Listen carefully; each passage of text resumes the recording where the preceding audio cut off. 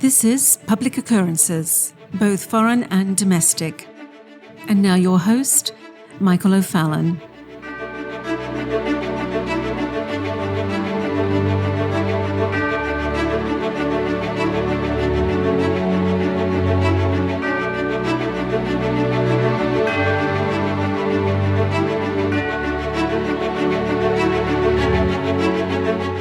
China is facing an attack of immense proportions, truly fifth-generational warfare, and it's sourced from the man who is the master of manipulating markets, crushing currencies, destroying economies, fragmenting civilizations, and eliminating all of his political opponents. Mr. George Soros. And with China in his crosshairs, one also must understand that Soros plans on taking down another complete menace to his dream of open society, BlackRock and Larry Fink, who have decided to align themselves with the Chinese Communist Party as they attempt to control a splintered and fragmented United States.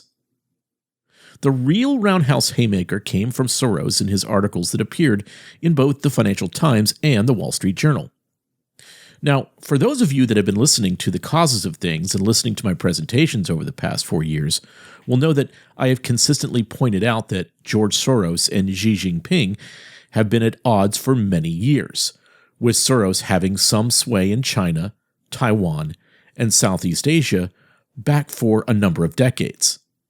As a matter of fact, my former friend and client, Ronnie Chan, had Mr. Soros speak at several events for the Asia Society back in the beginning of the new millennium, back when Mr. Soros thought that he could possibly do in China what he has been planning on doing in Europe, in the United States.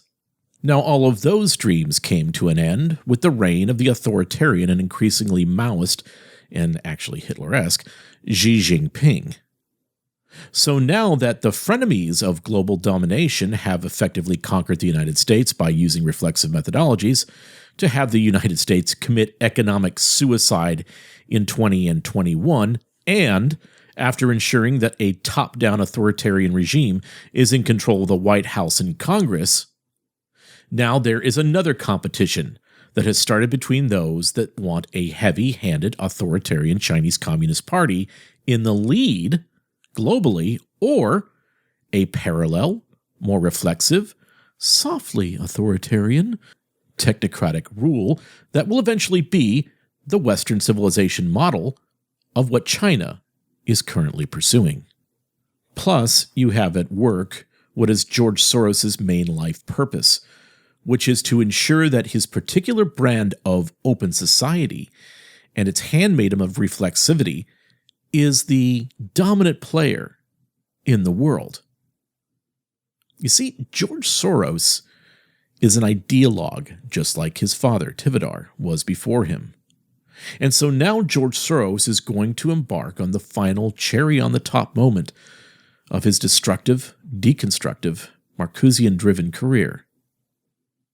The disrupting and dismantling of the Chinese Communist Party.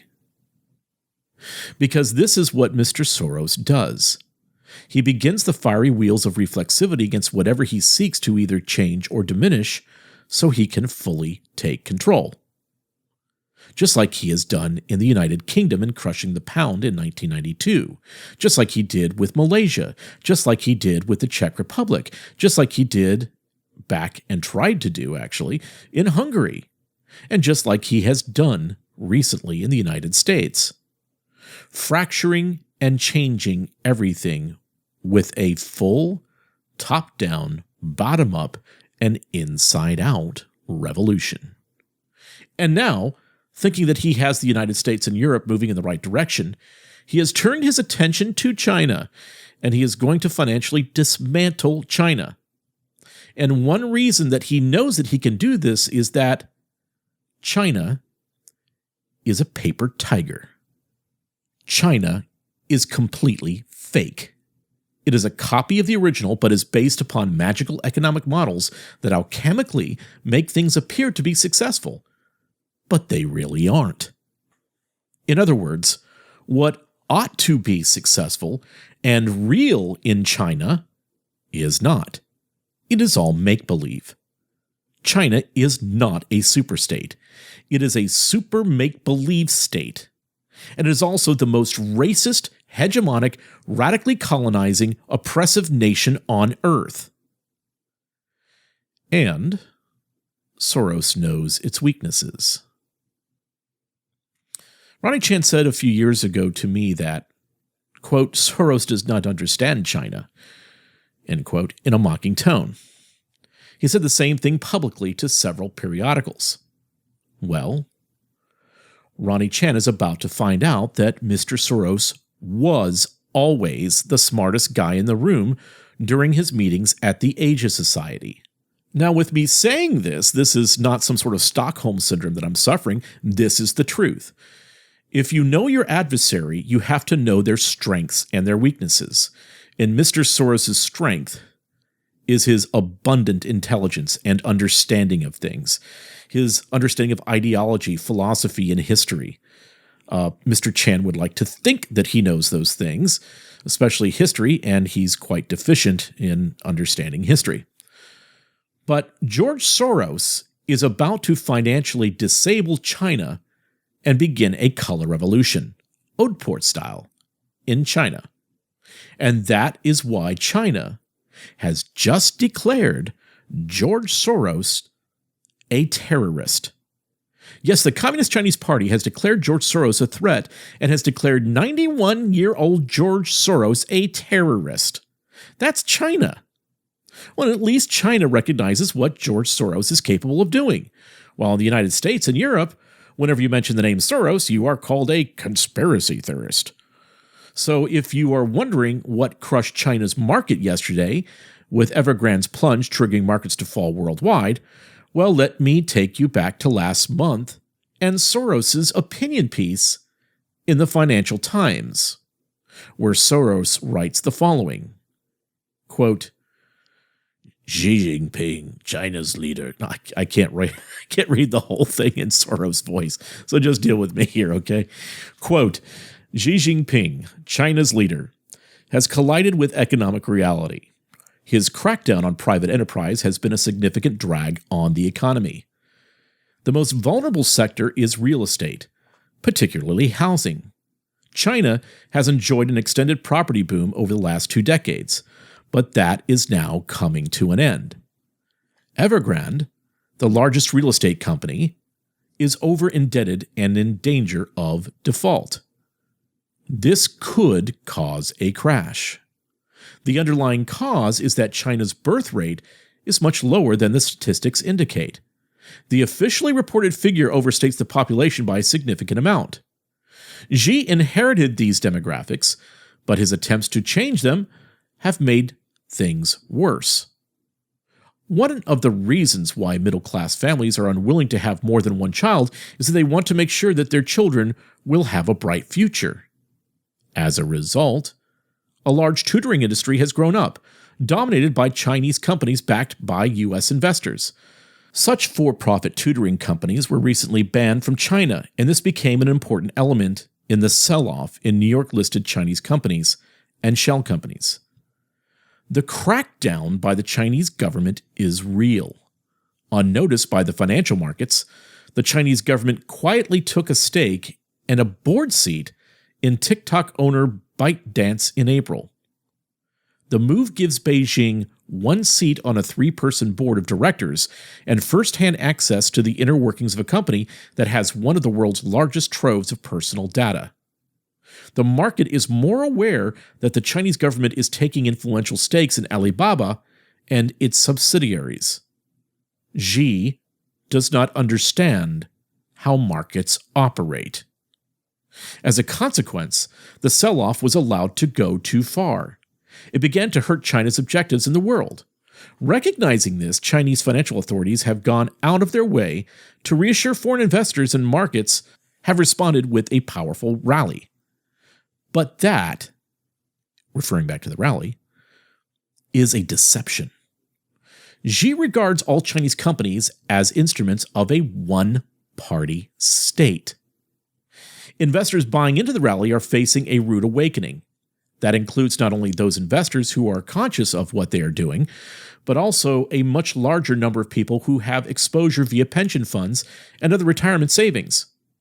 Pension fund managers allocate their assets in ways that are closely aligned with the benchmarks against which their performance is measured.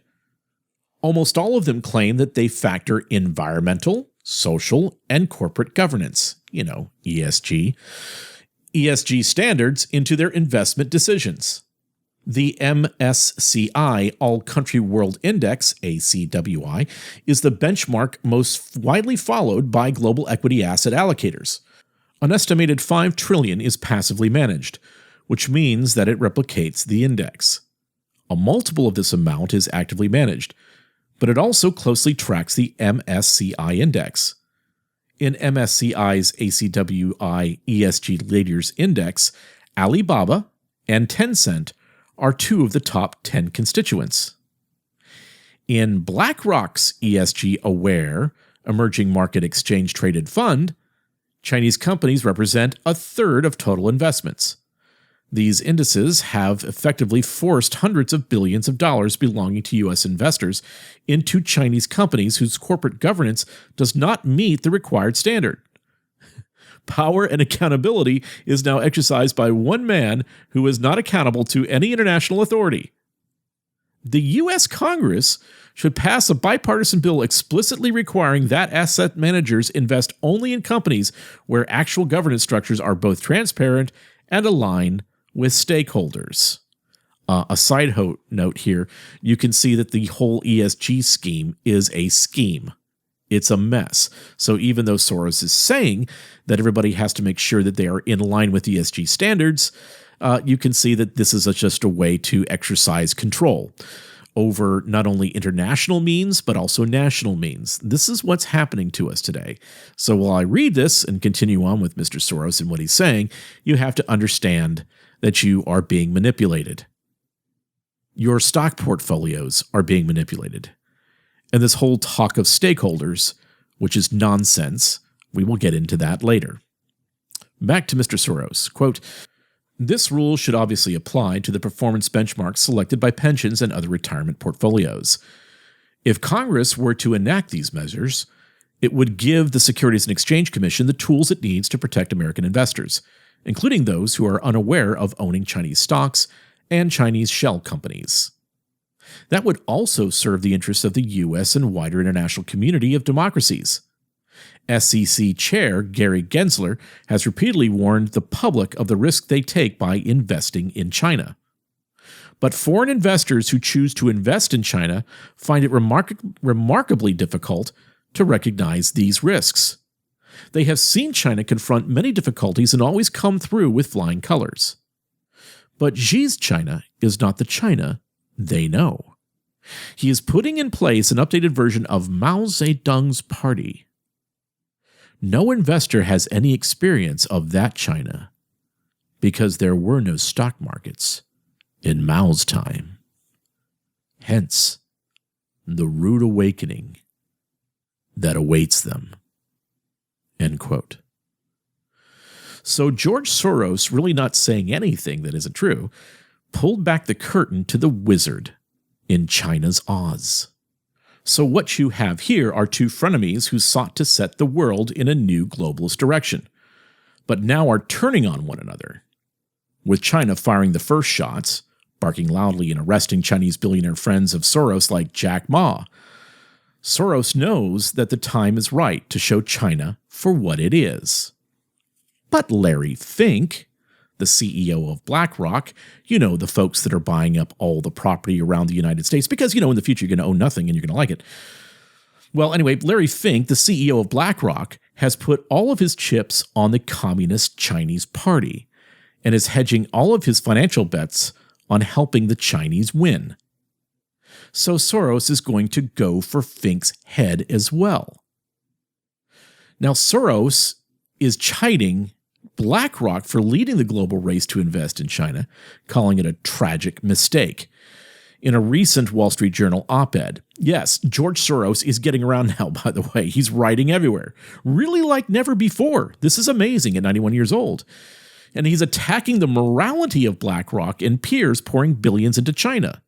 Soros added in his Wall Street Journal piece that it is, quote, is likely to lose money for BlackRock clients and, more importantly, will damage the national security interests of the United States and other democracies, end quote. So when Soros argues, quote, today the U.S. and China are engaged in a life and death conflict between two systems of governance, repressive and democratic, end quote, bombast aside, it is hard to dismiss Soros's argument about China. In fact, he has a good point when he warns that Xi's crackdown on Ant Group's initial public offering and ride-sharing giant Didi Global means Xi's party is making all mainland companies, quote, instruments of the state, end quote. A stealth nationalization of the private sector. So what, then, do investors think that they're actually investing in when they invest in China or in BlackRock? Well, the tension between the globe's biggest money manager, BlackRock, and one of the world's most influential financial thinkers in Soros speaks to the minefield Xi has laid for international investors. And so now, the paradoxes abound, and China is making it super easy for foreign investment giants to rush into its domestic markets. But Xi's policies and assault on press freedom are making China Inc., if you will, more opaque, more cloudy, and less accountable to shareholders, to actual shareholders, not talking about stakeholders now in the nonsense language. Well, Soros, for example, is accurately stating that there is an enormous crisis brewing in China's real estate market. He's correct about that. The will they or won't they default drama at China Evergrande Group, the most indebted property developer anywhere in the world, shows that Soros knows what he is talking about. And that's the tough thing for China. Soros knows where the bodies are buried. He knows that this is all a Potemkin village. And by tightening Beijing's grip on the private sector, Xi is also empowering an inefficient state sector he pledged to shrink. Now, Xi's cybersecurity exploits, canceling of Hong Kong's freedoms, human rights abuses in Xinjiang, and lack of cooperation in probing the origins of COVID-19 risk making overseas investors feel dirty about investing in China. Now, even though Larry Fink thinks this is a great idea, this is where you ought to pour all your money. Pour it into this communist Chinese party state. And of course, BlackRock founder Larry Fink is the big money vanguard in the whole play. So in June of 2021, the firm became the first wholly foreign-owned mutual fund in China.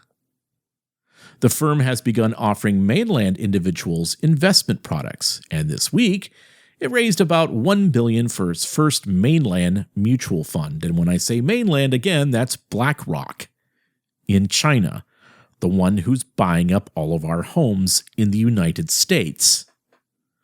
BlackRock, of course, is being accompanied by a who's who of Wall Street names, betting the opportunities in China outweigh the risks. HSBC, JP Morgan, Credit Suisse, Vanguard, French asset manager Amundi, Britain's Schroders. All of them are in. Ray Dalio of BlackRock is plenty enthusiastic too. Dalio runs Bridgewater Associates, the largest hedge fund. Only it is not Soros telling Dalio his bullishness on China is bunk. Instead, it is Chinese expert George Magnus, who is arguing with Dalio and his ilk that they are flat wrong to think that Xi is making China a more vibrant place. Just the opposite is happening. Again, Xi's actions in recent months raise questions about whether China is really as open for business as Western bankers want you to think. Xi Jinping's common prosperity agenda is sowing extreme chaos. The resulting fallout for economic growth and asset prices is imperiling global trust in what you could call Xionomics. Xi's main obsession is winning an unprecedented third term as leader in 2022. But at what cost to China's global standing? And that might also be Soros's play, is to ensure that someone else is at the reins of the Chinese Communist Party as we move into the last stretches of the Great Reset and into Build Back Better. Now, amid Trump's trade war, the future of China was for the taking. But its clout now is surging since the dismissal of Donald Trump. And Xi's actions these last 10 months, since, of course, the Biden administration has taken over, seem rather anathema to Deng Xiaoping's 1980 reforms, upgrades he pledged to accelerate. And you know what? These days, Xi is really channeling Mao Zedong. Too much for comfort. Xi's intensely nationalistic mindset, writes George Soros, has seen the Chinese Communist Party morph into a, quote, Leninist party, with a leader willing to use both political and military power to impose his will. Now, according to Soros, Xi's dictatorial metamorphosis is fully complete. In modern-day China, for instance, with Xi at the helm, intimidation, writes Soros, reigns supreme, and it does. Now, remember, this is George Soros we're talking about, a man who once called the United States the main obstacle to a stable and just world. Now, though, post-Trump, China appears to be national security threat number one.